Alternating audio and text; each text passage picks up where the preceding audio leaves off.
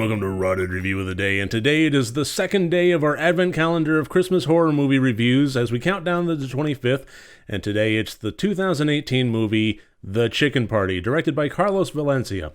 So I found this movie overall to be a bit disappointing. I'm just going to come right out and say it. I've never seen it before, and when I watched it, I really just couldn't think that anything other than the fact that it had a lot of potential. You know, this is a small, indie, low-budget, kind of go-get-em attitude of small filmmakers just trying to make a go of it.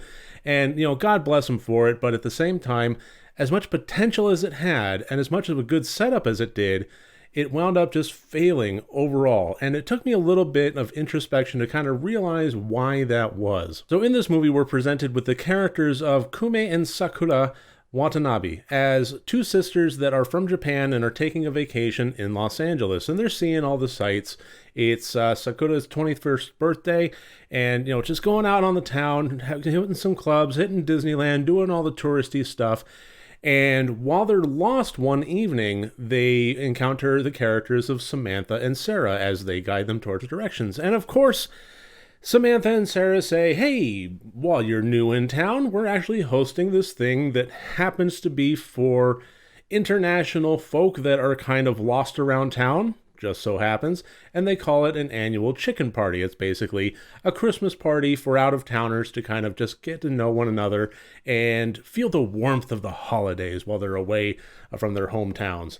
And so they get invited to the chicken party, and after some deliberation and a few more nights and a few more, having good times as sisters kind of deals, they decide, you know what, we are going to go to the chicken party. And when they do, they find that it is much more than it appears. So here's why this movie wound up failing for me, is because the first half hour, this was really kind of broken up into three acts. And the first act, the first half hour of this movie was introducing the two characters, the two sisters that we wind up following throughout the rest of the movie. And I would say that it actually did a very decent job of that. I was on board. I like these characters. I was attached to them. And I found that overall, it worked quite well. So yeah, I was A-okay. First act, introduce the characters, get the groundwork laid, have somebody that we could rally behind before you click play on the horror stuff. Got it. Done. Good job. And then the second act happened, and that was when they actually got to the chicken party.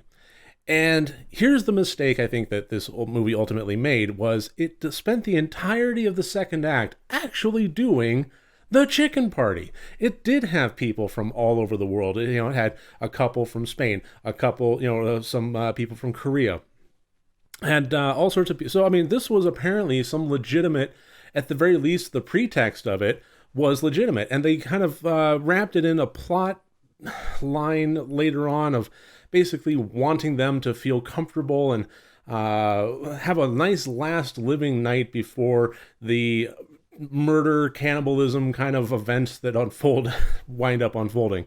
And really what it wound up feeling like to me was just like stalling before bringing out the heavy artillery in terms of expensive special effects and visual effects. Really, I think that there's one of two directions that this movie could have gone down that would have wound up being a success, and neither one was really addressed. First of all, it could have had well-established characters that you put them through a serious trial by fire, revealing more about them to the audience as well as to themselves. And second, you can basically have a silly schlock fest full of fun kills and campy cannibalism as just the mayhem ensues. And this one tried to have it both ways, and I really don't think that worked. And either way, either direction they could have gone, the second act just doesn't fit. To actually have these characters, I mean, okay, if you want to have a chicken party, but don't have it take up the entirety of the second act. And that's where it failed, is it just completely derailed any sense of tempo and pacing that the movie had established. We had already established the main characters. We had no reason to have so much attention paid to establish the ancillary characters. The villains will reveal themselves through the course of the violence. The other people are cannon fodder. That's pretty much how this goes, and how it should go, by actually having people eating chicken, having musical, whatevers, and actually playing campy, get-to-know-you kind of games. It just wound up being a stretched lull that just didn't fit, didn't work. Yes, there were elements of it that were a little bit unnerving. Just kind of the little cracks showing through the veneer that show that to some of the characters that there's something just a little bit off going on here. And I did actually like those elements. But it wasn't enough to really draw me out as my attention throughout the entirety of the act until things finally kicked off.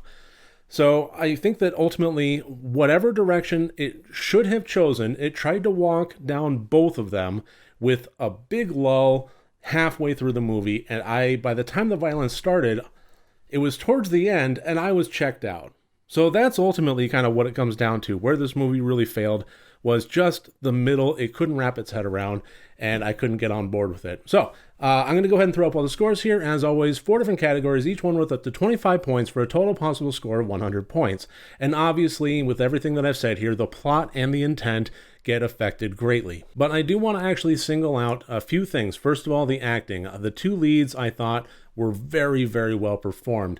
Kume and Sakura Watanabe, played by Megumi Kabe and Ami Shimada, respectively, I thought did a fantastic job. They really sold the characters, and I was really I was latched onto them. And that's what made the second act really so, like, I was watching them as they were going through this, and I was just waiting for something to start because we had established these characters, and I really wanted to explore more of them as characters, and we were just this lull. But regardless, I did want to single out those acting performances. That was for a small, low budget, indie little production. Like I said, just had a go-get-em attitude that I really had to admire.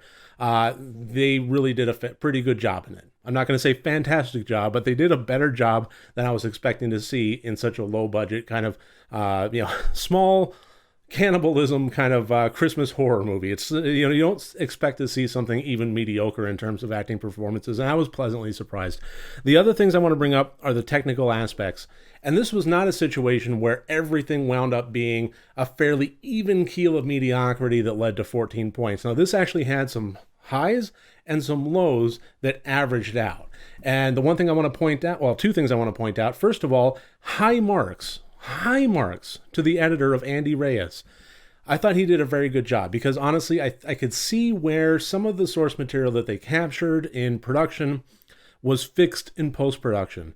There were a lot of times in which we pulled back from the action and we had the characters silently go through the screens as voiceovers happened that didn't match. It was basically just kind of them touring LA as they were having a conversation through voiceover. And what I could tell happened was a scene was just, back and forth dialogue, or at the very least one character's exposition that may have just been a bit dry in front of the camera. So they set it to a slideshow, and I thought that actually worked pretty well, or like a video slideshow.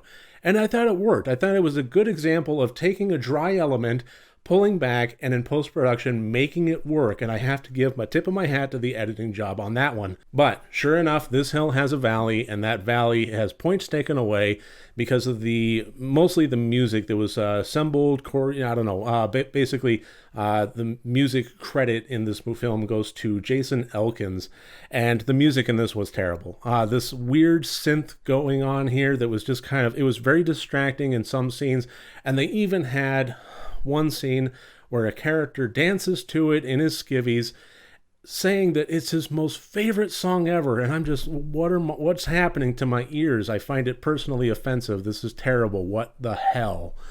So yeah, points high on the editing, points low on the music, wound up at a point of mediocrity and a score of 14 out of 25 points. And so that gives us a total of 44 out of 100 points. I really can't say that I fully recommend this movie. I'm going to be honest. I think that it had some heart and it had some potential, but it had some major flaws that prevent me from putting my Rotted Reviews stamp of approval on it. Sometimes there's some low scores where even so, I had fun and I can still recommend it. And as much as there were elements of this movie that I enjoyed, I can't bring myself to really give it that seal. So there you have it. That's my review of 2018's The Chicken Party. I really thank you for joining me here today. I look forward to seeing you tomorrow. If you like this video, please click like and subscribe. And if you want to support me further, my Patreon and my merchandise storefront links are below. Remember, next time you want to watch a horror movie, first make sure that it's good and rotted.